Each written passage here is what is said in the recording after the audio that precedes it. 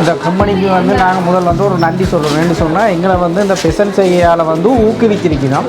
அதுக்கு முதல் வந்து ஒரு நன்றியை சொல்லிக்கிறோம். என்று சொன்னால் அதே சமயம் வந்து இப்போ நாங்கள் வந்து இந்த பெசன்ட் திட்டத்தால் வந்து எதிர்நோக்கிற பிரச்சனை என்று பார்க்கல வந்து முதலாவது வந்து இப்போ அண்மை காலத்தில் வந்து அந்த நோய் தாக்கம் அந்த காய்களில் வந்து ஒரு வகையான ஒரு ஃபங்கஸ் வந்து தாக்குது. அதில் வந்து எங்களுக்கு வந்து பாரிய தாக்கம் ஏற்படுது. காய்களை வந்து நாங்கள் ஆஞ்சி அற்புதப்படுத்த வேண்டிய நிலைமையில் இருக்குது.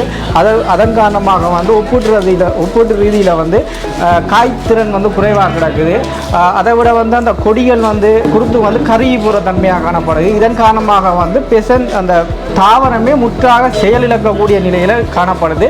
மற்ற ஒரு பிரச்சனையாக வந்து நாங்கள் பார்க்கல வந்து அந்த பெசன்ட் கொடி வந்து அந்த பாடல் வந்து என்னென்னு சொன்னால் இப்போ ஒரு குறிப்பிட்ட காலம் கிட்டத்தட்ட ஒரு 6 மாதத்துக்கு பிறகு வந்து அந்த தாவரம் முழுமையாக கொஞ்சம் காய்ச்சி தருது. இல்லையான்னு செல்லலை, கொஞ்சம் ஒரு 100க்கு ஒரு 20% பயன் எடுக்கிறோம். ஆனால் அதுக்கு பிறகு பார்த்தோம் மட்டும் சொன்னால் அந்த தாவரத்துலேருந்து நாங்கள் பயன் எடுக்கக்கூடிய மாதிரி இல்லைன்னு சொன்னால் அது வந்து முற்றாக அப்படியே இந்த தொடர்ந்து வாடி கொண்டு வரும். ஒரு தாவரம் பட்டால் திரும்ப அடுத்த கொடி அப்படியே பட்டு கொண்டு போகுது. அது வந்து எங்களால் கிட்டத்தட்ட கட்டுப்படுத்த முடியாத நிலையில் தான் நாங்கள் காணப்படுது.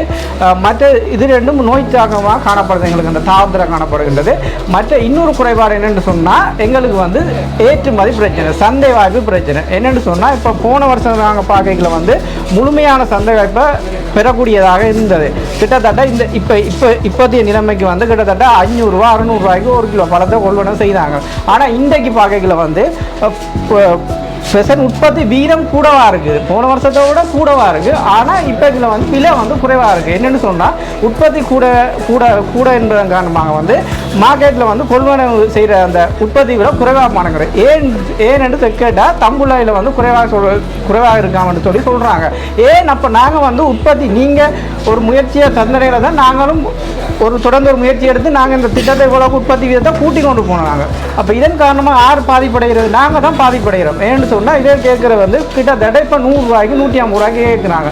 அப்போ இதன் மூலம் நாங்கள் ஒன்று நோயால் நாங்கள் பாதிக்கப்படுறோம். கொடி வாடுது. இவ்வளோ பிரச்சனைக்கு மத்தியும் நாங்கள் வந்து 150 ரூபாய்க்கு கொடுக்கணும்னு சொன்னால் ஏன் இந்த தோட்டத்தை நாங்கள் செய்ய வேண்டிய நிலைமை என்று சொல்லி ஒரு தாற்பயம் எங்களுக்குள்ளே ஒரு கேள்வி எழுகுது. அப்போ இதுக்கு நீங்கள் தான் ஒரு முடிவை சொல்லணும். என்னென்னு சொன்னால் நீங்கள் இல்லாட்டிக்கு இங்கே இந்த ஜூஸ் கம்பெனி இருக்குது, இந்த ஜூஸ் கம்பெனிக்கு ஒரு நியாயமான விலையை போட்டு நாங்கள் வந்து பாதிக்கப்படாத மாதிரி ஒவ்வொரு வருஷத்துக்கும் கொள்வனவு செய்யுங்க. மற்றது வந்து இப்போ தமிழைக்கோ எங்கேயோ நீங்கள் என்ன ஏதாவது ஒரு உத்தியை கையாண்டு ஒரு வெளிநாட்டு கம்பெனிகளுக்கு நீங்கள் ஏற்றுமதி செய்யக்கூடிய மாதிரி அப்படி ஏதாவது ஒரு சொல்யூஷனை கண்டுபிடிச்சி நீங்கள் தான் எனக்கு ஒரு தீர்ப்பை சொல்லணும்.